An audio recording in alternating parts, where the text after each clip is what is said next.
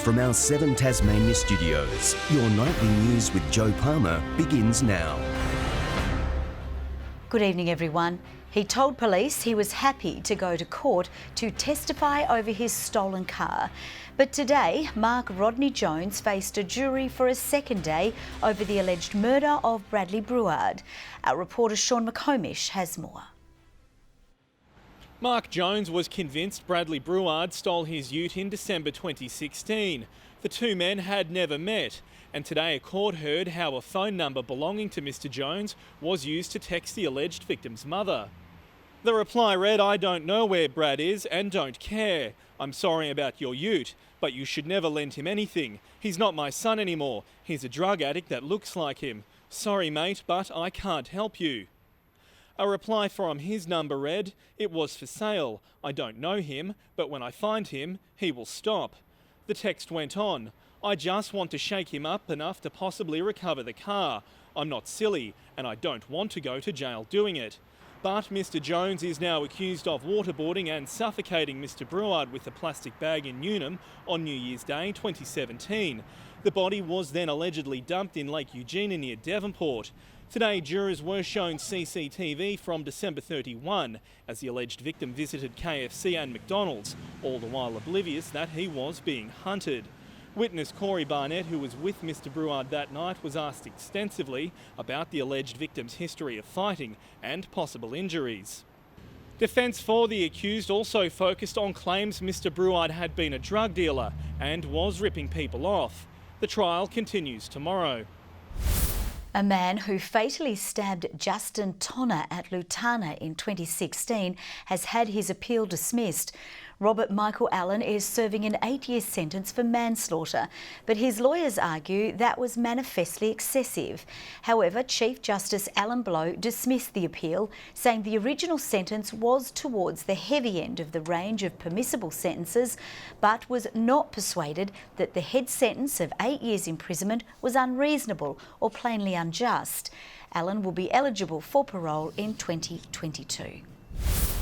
The public sector pay dispute is set to drag on, with the state government accusing unions of childish stunts following a failed sit-in at the Premier's office.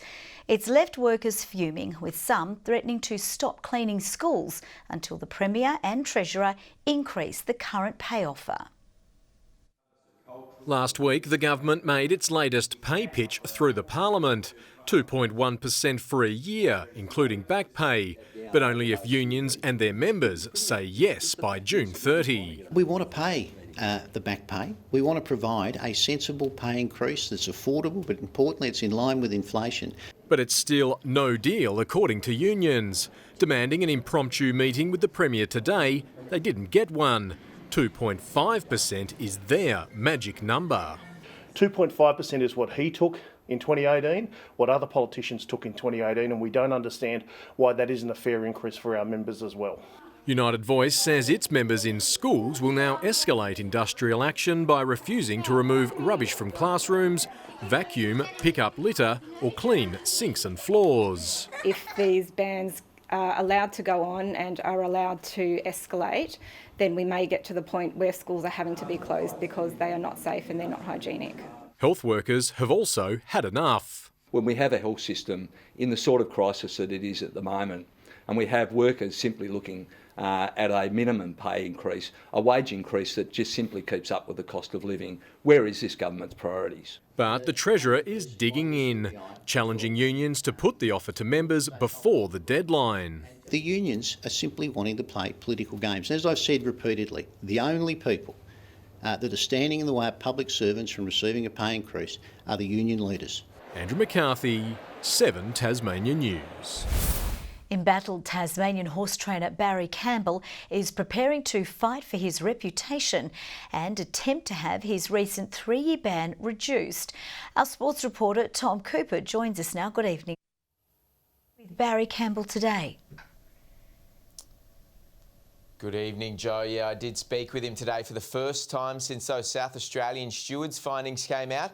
Now, he couldn't say anything on camera because of the appeal process, but he did tell me that he found the 3-year ban to be excessive.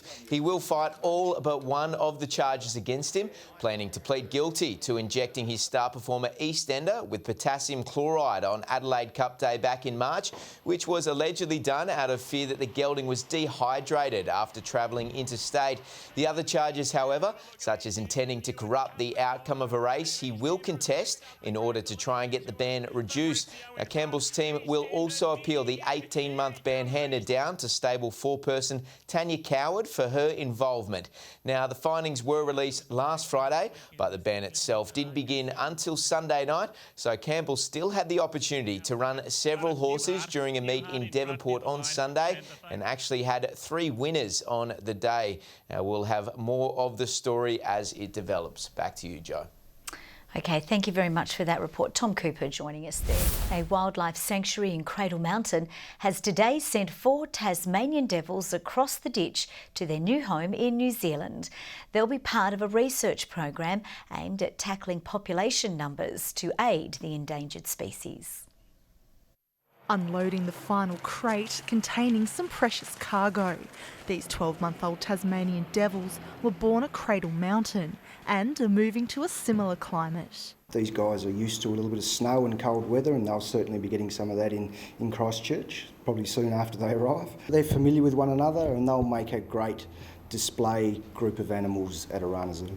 The 4 males will join 2 other devils at the Christchurch Sanctuary as part of the Save the Tasmanian Devil program funded by the state government. They're also reintroducing animals back into the wild, which is supplementing that wild population with fresh genetics. It's estimated 80% of the wild population has been lost, primarily due to the deadly facial tumour disease. But research efforts are making progress. What we're seeing in the wild now is that the remaining 20% are hanging on. They're stabilised. We might be seeing a little bit of recovery, a little bit of resistance, these sorts of things. That's being undertaken in research. The team at Cradle Mountain have been involved in the Save the Tasmanian Devil program for the past 10 years, with these 4 marsupials set to raise more global awareness on the endangered species. They're ambassadors for the species, so it's going to create a great deal of awareness in New Zealand and probably further afield for the threats that they're currently going through. The wildlife group also sent 2 Tasmanian Devils to Japan 18 months ago. Ruby Kamane, 7 Tasmanian News. The nation's first ever female winner of the Australian Rally Championship has touched down in Tasmania early ahead of this weekend's Subaru Rally. Molly Taylor today visiting the Launceston Big Picture School to inspire the next generation of champion drivers. Yeah, I think it's really good to showcase things that aren't necessarily, an expected path or, a little bit outside the square, and the importance of finding something you're passionate about and the work that's required to then make something of it. Racing action gets underway at Inveresk on Friday night. The major dark Mofo experiences return tomorrow after a couple of days recovering from a big opening weekend. Cryptid is one of the works opening up tomorrow night at A Forest, which is a collection of installations in the old Forestry Tasmania building. It's a very interesting palette of well-established to emerging artists, and almost all of our works have been monster trucked into the biggest possible experiences they can be. The popular Winter Feast and Dark Path also reopen tomorrow night. They deal with a heartache every day, but that doesn't stop the Cancer Council putting on a good show to fight the disease. The Northern Cancer Support Centre became a rehearsal space today ahead of the Sparkle for Hope Ball. And all that jazz. So funds raised at events like this ensure that we can keep the centre open, we can provide the programs and services to people who are impacted by cancer. The event is now in its 14th year and normally raises more than $50,000. Tickets are now on sale for the show, which will be held on August 3 at Launceston's Grand Chancellor. A young Tasmanian man and his family are celebrating 20 years on from a life-saving operation.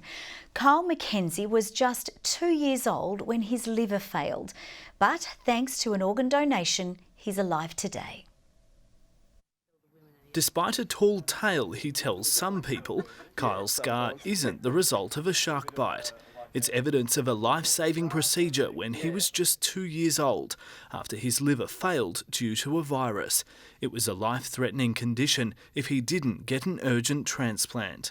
People have died, children have died waiting for transplants, and he could possibly be one of those, but it turned out really well for him. This was Kyle back then, a story we filmed as he recovered in the weeks following the operation, where he received a donated liver from a 40-year-old man. It's very stressful. It's just, just take every day as it came. I didn't think he was going to make it. I really didn't. Now he's 22, a lot taller and healthy. Tomorrow marking a special anniversary 20 years on from the life-saving event. A tattoo reminding him, one life, two chances. It gave me a second chance at life, and I've been taking each day as it comes. And just treat every day like it's my last day, making the most of my life. His family sharing the story to encourage other Tasmanians to sign up to be an organ donor. I like everyone to be able to donate their organs. Why take them with you if they can be used to save someone else's life and give them a second chance at life? Seriously look into it, because without that organ that I got, I wouldn't be here. You can easily register through the Donate Life website. Michael Breen, 7 Tasmania News. Now let's take a look at the day's business and finance news with thanks to Tasplan, your local not-for-profit Tasmanian super fund. The Australian stock market has closed higher on hopes the Reserve Bank will cut interest rates again in the near future. The ASX 200 index rose 39.1 points. A short time ago, the Australian dollar was trading at 68.4 US cents and 60.86 euro cents. To hockey, and Derwent will be out to keep its undefeated Premier League season alive in this weekend's top-of-the-table clash with OHA. Derwent are yet to falter so far in 2019 and now sit 3 games clear following a 2-0 win over Diamondbacks. Even in our top women's team, there's 4 or 5 young girls that are around 16 or 17 that I think have huge potential, so it's going to be great to help them grow and hopefully help them achieve their dreams. Meantime, Canterbury are hoping to keep its finals hopes alive against reigning premiers Northwest Graduates, with the side sitting just 1 win outside the top 4 after breaking an 8-game losing streak against University last weekend. We're really hungry this game, and hopefully we can continue that kind of attitude going forward. In the weekend's other match, Cellar Dwellers University take on the 4th-placed Diamondbacks. Good evening, Denali, and Friendly Beaches our high today with 16 degrees. Hobart 15, Launceston and Devonport 13 and Burnie 12 today. The rains moved in with the cold front, 21 millimetres at Zeehan, the highest fall to 3 p.m. Fingal once again with our low overnight, -1. Grove and Flinders Island 15 today, Low Head and St Helens 14, Ouse 13, King Island 12, Strawn 9, Lyawini a low overnight of 4 and a high today of 5. A low to mid-level cloud band is over Tasmania with open cellular cloud in cold air just to the west there. Now that broad area of cloud over southeast Australia as well, patchy low cloud over southern parts of South and Western Australia. Tomorrow, a broad area of high pressure over South Australia extends ridges over most of the country. A low sits east of Tasmania with a cold front attached slipping up to New South Wales. Wind southwesterly at 15 to 25 knots, but as strong as 35 to 40 knots over the east and southeast, swells to 4 metres in western and southern waters. So, of course, with the wind, we have a warning, a gale warning for waters between St Helens Point and southeast Cape, a strong wind warning from Stanley to Low Rocky Point. We also have a bushwalkers alert for the western and central plateau districts, a warning to sheep graziers for the south east and the lower east. So the cool weather continues tomorrow. 70% chance of rain for Hobart, 11 the top, 10 for Geeveston, a shower or 2 for Bothwell and 8 degrees. Launceston, 11 the high, morning frost but mostly sunny in the afternoon, mostly sunny for Devonport tomorrow on a top of 12 and 10 the high for Cressy after a morning frost. For Burnie, sunny and 12, 11 the high for Strawn with a few showers, a shower for Curry on King Island, 13 the maximum. St Helens tomorrow, a possible early shower, 12 the top, 12 also for Swansea, showers easing from Orford, 11 the maximum. On Thursday, showers over the west and south, maybe snow to 900 metres, fine after a morning frost for the remainder. The same forecast on Friday with another cold start and a shower over the west. Mainly fine on Saturday after a frost and a possible shower over the west again. 19 in Perth and sunny there. A shower or two in Adelaide and Melbourne. A cool day in Canberra. Fine for Sydney with 17. Fine also. And a top of 24 in Brisbane. 10 degrees in Hobart at the moment and cloudy, mostly cloudy in Launceston, down to 8 and 8 right now in Devonport. And tonight's energy saving tip from the staff at Aurora Energy. Did you know that boiling water in a kettle is 50% more efficient than using the stove? Well, I know you're ahead of the game, Joe. I know you cook nearly everything in your kettle. Eggs, spaghetti, Brussels sprouts, fish. What's on tonight? I hope it's not mushroom night.